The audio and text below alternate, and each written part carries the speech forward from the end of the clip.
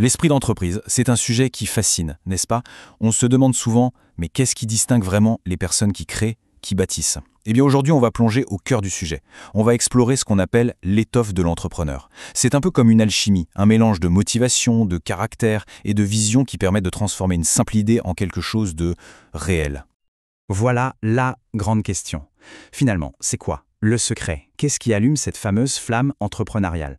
On peut voir cette analyse comme une sorte de miroir, un moyen de découvrir les qualités qu'on retrouve souvent chez celles et ceux qui osent se lancer, qui partent de zéro pour bâtir quelque chose.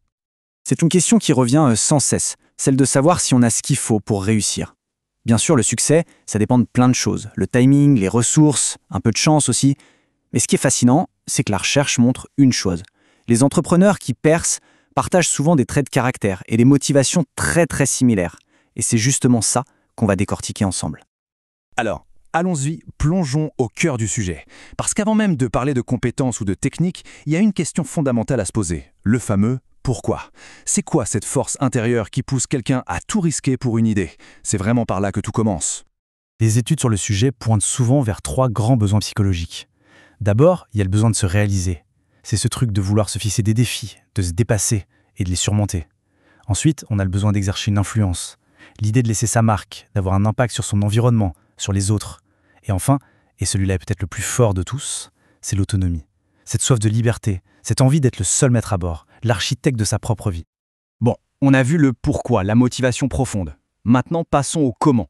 Parce que c'est bien beau d'être motivé, c'est la base, mais ça ne suffit pas. Ce sont des traits de caractère bien précis qui font la différence, qui permettent de transformer cette motivation en un succès qui dure. Allez, on les regarde un par un. Le premier, et franchement c'est peut-être le plus crucial de tous aujourd'hui, la persévérance. C'est cette capacité à encaisser les coups, les obstacles, les frustrations, les échecs, et de continuer, de toujours avancer, quoi qu'il arrive. Dans le monde des affaires actuelles, qui est hyper complexe, c'est simple, c'est non négociable. Juste après, on a la confiance en soi. C'est essentiel. Ça veut dire croire en ses propres capacités, mais aussi, et c'est super important, faire confiance à son intuition. C'est cette petite voix qui guide. C'est cette assurance qui aide à passer les moments de doute. Et il y en aura, à prendre des risques bien calculés et à viser des objectifs que tout le monde autour trouve complètement fous. La créativité, bien sûr, c'est un autre trait fondamental. Mais attention, quand on dit créativité, on ne pense pas forcément à un artiste. Non, ici c'est la capacité à voir ce que les autres ne voient pas. Repérer un trou dans le marché, un besoin auquel personne ne répond, et là, hop, imaginez le produit ou le service qui va changer la donne. Ah, celui-là, il est vraiment fascinant. La tolérance à l'ambiguïté. En gros, ça veut dire être à l'aise dans le flou, dans l'incertain. Les entrepreneurs qui réussissent sont capables de prendre des décisions majeures, même quand ils n'ont pas toutes les cartes en main. Ils savent naviguer à vue. Là où la plupart des gens seraient paralysés par le stress, eux, ils composent avec. Ils avancent quand même.